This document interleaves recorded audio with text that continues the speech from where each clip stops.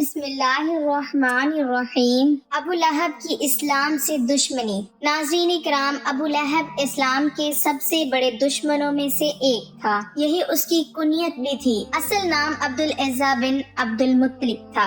یہ شخص رشتے میں رسول اللہ صلی اللہ علیہ وسلم کا حقیقی چچا تھا۔ سب سے پہلے جب رسول اللہ صلی اللہ علیہ وسلم نے قریش کو جمع کر کے اللہ کا پیغام پہنچایا تو سب سے پہلے ابو لہب ہی نے تکذیب کی اور یہ کہا، اللہ تجھ کو ہلاک کرے، کیا ہم کو اسی لیے جمع کیا تھا؟ نعوذ باللہ۔ اس پر سورۃ لہب نازل ہوئی۔ حضور نبی کریم صلی اللہ علیہ وسلم کے اعلان نبوت پر آپ کی مخالفت کرنے والا سب سے پہلا شخص حقیقی چچا ابو لہب ہی تھا۔ اس شخص نے ایک طرف تو آپ صلی اللہ علیہ وسلم کی ولادت کی خوشی میں اپنی لونڈی صوبیہ کو آزاد کیا، مگر دوسری طرف اعلان نبوت پر پہلے ہی دعوتی مجلس میں حضور صلی اللہ علیہ وسلم کی شان میں گستاخی کا ارتکاب بھی کیا، اور پھر اس کا سارا گھرانہ ہی پیغمبر صلی اللہ علیہ وسلم کی شان اقدس میں گستاخیوں پر اتر آیا۔ پھر جب اللہ کی طرف سے رشتہ داروں اور قرابت داروں کو دین کی دعوت دینے کا حکم ہوا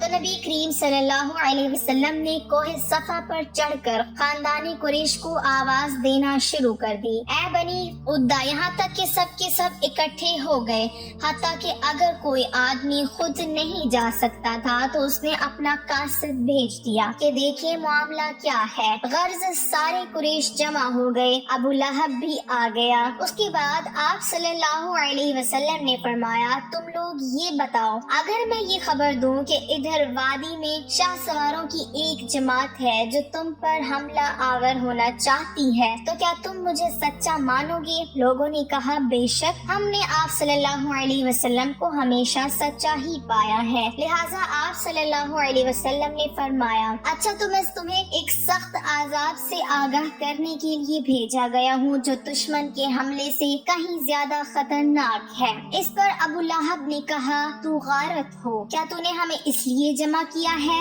اس پر سورۃ لہب نازل ہوئی کہ ابو لہب کے دونوں ہاتھ غارت ہو اور وہ خود بھی غارت ہو۔ ناظرین، در حقیقت نبی کریم صلی اللہ علیہ وسلم کے بارے میں ابو لہب کا موقف روز اول ہی سے، جبکہ ابھی قریش نے اس طرح کی کوئی مخالفانہ بات سوچی بھی نہیں تھی، یہی رہا۔ بعض روایات میں یہ بھی مذکور ہے کہ اس نے کوہ صفا پر نبی کریم صلی اللہ علیہ وسلم کو مارنے کے لیے ایک پتھر بھی اٹھا لیا تھا۔ اسی طرح جب نبی کریم صلی اللہ علیہ وسلم کے دوسرے صاحبزادے عبداللہ کا انتقال ہوا تو ابو لہب اس قدر خوش ہوا کہ وہ دوڑتا ہوا اپنے رفقا کے پاس پہنچا اور انہیں یہ خبر سنائی، محمد صلی اللہ علیہ وسلم ابتر ہو گئے، مگر اللہ تعالیٰ نے آپ صلی اللہ علیہ وسلم کے ذکر کو قیامت تک کے لیے بلند فرما دیا۔ قیامت تک حضور نبی کریم صلی اللہ علیہ وسلم کی تعریف بیان ہوتی رہے گی،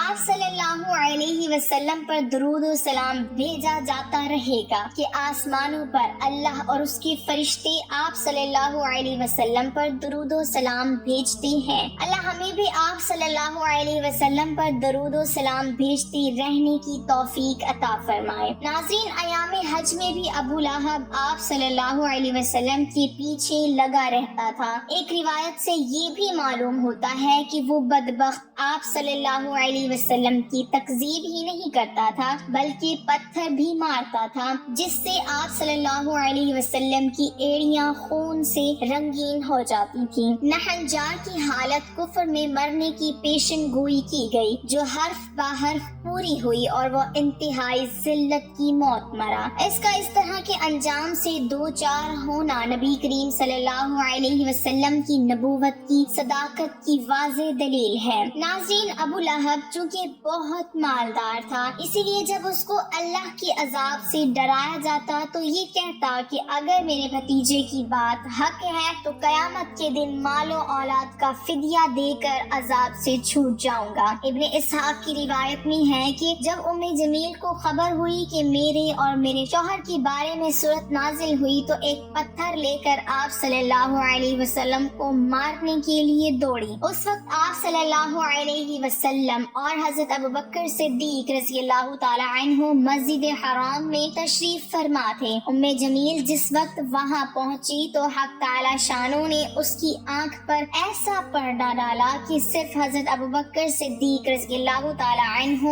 ہی نظر آئے اور حضرت صلی اللہ علیہ وسلم دکھائی نہ دیتے تھے۔ ام جمیل نے حضرت ابوبکر صدیق رضی اللہ تعالی عنہ سے پوچھا کہ تمہارے ساتھی کہاں ہیں؟ مجھ کو معلوم ہے وہ میری مذمت اور رجوع کرتے ہیں، خدا کی قسم اگر اس وقت ان کو پاتی تو اس پتھر سے مارتی۔ دشمنی اور عداوت میں حضرت صلی اللہ علیہ وسلم کو بجائے محمد کے مذمم کہتے تھے، اور یہ کہہ کر وہ واپس ہو گئی۔ قریش جب حضرت صلی اللہ علیہ وسلم کو مذمم کہہ کر برا کہتے تو آپ صلی اللہ علیہ وسلم فرماتے کہ اے لوگو، تم تعجب نہیں کرتے کہ اللہ تعالیٰ نے کس طرح ان کے سب وشتم کو مجھ سے پھیر دیا؟ وہ مذمم کو برا کہتے ہیں اور میں محمد ہوں۔ ناظرین، واقعہ بدر کے 7 روز بعد ابو لہب کے ایک زہریلا تالا نمودار ہوا، اسی میں ہلاک ہوا۔ گھر والوں نے اندیشے سے کہ اس کی بیماری ہم کو نہ لگ جائے اس کو ہاتھ تک نہ لگایا۔ اسی طرح 3 دن لاش پڑے پڑے سڑ گئی۔ اہل خاندان نے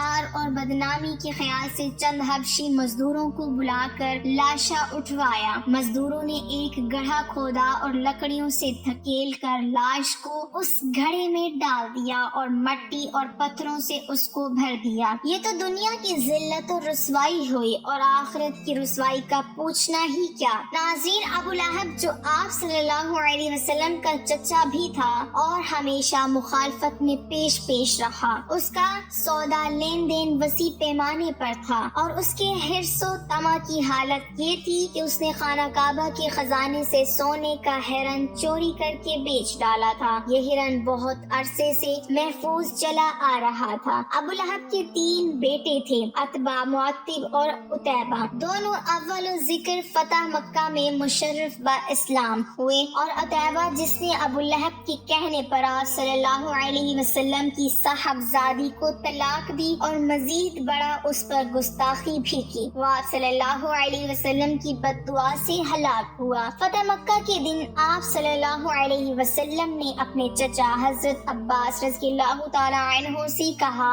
تمہارے بھتیجے عتبہ اور معتب کہاں ہیں؟ کہیں نظر نہیں پڑی؟ حضرت عباس رضی اللہ تعالی عنہ نے عرض کیا کہ یا رسول اللہ صلی اللہ علیہ وسلم، بظاہر کہیں روپوش ہو گئے ہیں۔ آپ صلی اللہ علیہ وسلم نے فرمایا، ان کو ڈھونڈ کر لاؤ۔ پھر وہ عرفات کے میدان میں ملے۔ حضرت عباس رضی اللہ تعالی عنہ ان دونوں کو لے کر آپ صلی اللہ علیہ وسلم کی خدمت میں حاضر ہوئے۔ آپ صلی اللہ علیہ وسلم نے ان پر اسلام پیش کیا تو انہوں نے فوراً اسلام قبول کیا، اور آپ صلی اللہ علیہ وسلم کے ہاتھ پر بیعت بھی کر لی۔ اللہ تعالی ہمیں بھی اسلام کے نقش قدم پر چلنے کی توفیق عطا فرمائے، آمین۔